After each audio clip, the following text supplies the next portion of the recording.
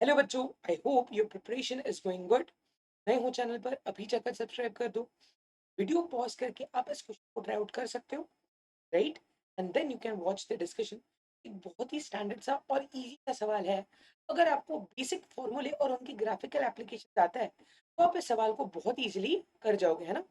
अब बोला क्या चाह रहा है, सीधे सीधे सवाल को डिस्कस करने से पहले बेटा मैं सीधे सीधे डायरेक्टली जंप कर रहा हूँ, है ना? कि अपने से पूछा क्या गया है कि आपको ऑप्शन से क्वाइट एविडेंटली दिख रहा है ना? अपने से पूछा गया है what is the approximate electric field as a function of R from centre O, right?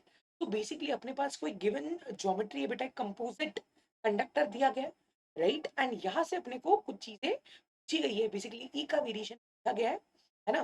Right? अगर अपन सिंपली बात करें बेटा, ठीक है, ध्यान देंगे, व्हाट डज द क्वेश्चन से?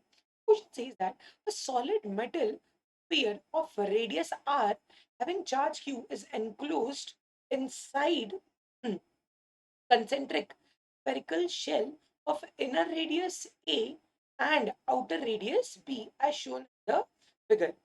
तो a solid metal sphere of radius r and having charge q, इसका मतलब बेटा जैसे कि आप देख पा रहे हो, है ना, जीरो से r की ये बात कर रहा है। तो जीरो से r क्या एक मेटालिक रीजन है, तो यहाँ पर बेटा फील्ड क्या होने वाली है, जीरो। कंडक्टर्स या मेटल्स की प्रॉपर्टी होती है ना कि उनके इनसाइड में, राइट, कोई भी एक्सेस चार्ज नहीं रहता एंड हेंस कोई भी फील्ड नहीं रहती।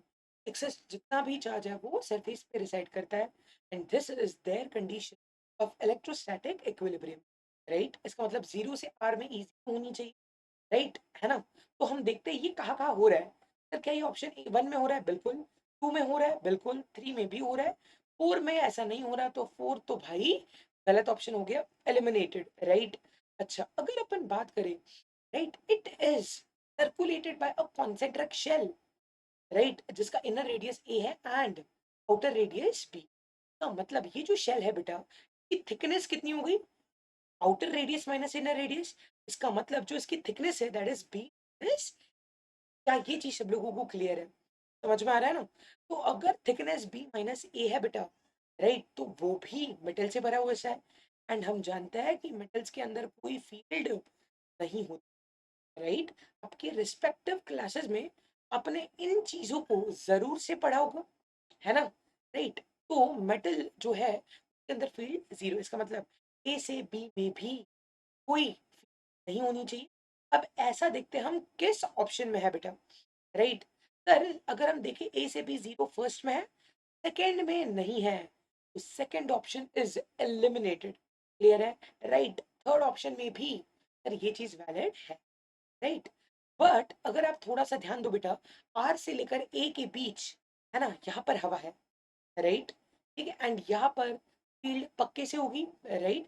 And it will be inner sphere, right? ये अंदर वाले स्फीयर के बाहर वाला रीजन है एंड यहाँ पर जो फील्ड होगी that is divided by R square.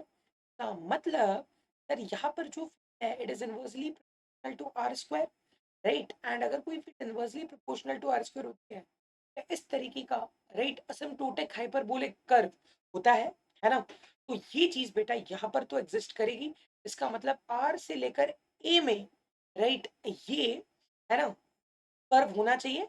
And एक ये भी चीज है कि अगर अपन बात करें आर से लेकर ए, है ना, तो ए पर ये फील्ड खत्म भी होनी चाहिए, राइट? ठीक है, थर्ड ऑप्शन में तो आर से ए में कोई फील्ड नहीं बता रहा है, राइट?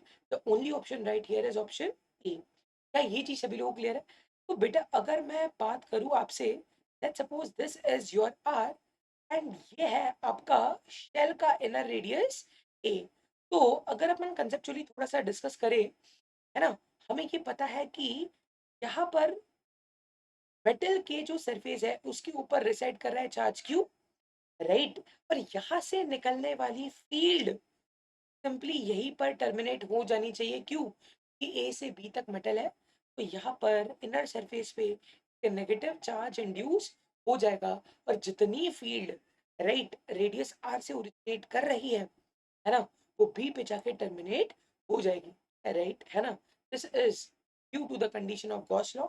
और ये चीज बेटा हम लोग पहले भी पढ़ चुके हैं इन द क्लासेस, आपने भी पढ़ा होगा, अपने नोट्स में जाके जरूर इसका डिटेल कंसेप्ट देखिए। अगर आप चाहते हैं मैं अलग वीडियो बना के इस चीज को डिस्कस करूं, डिटेल में डिस्कस करूं, तो do mention in the comment section बेटा। ठीक है, मिलते हैं अगले सवाल में।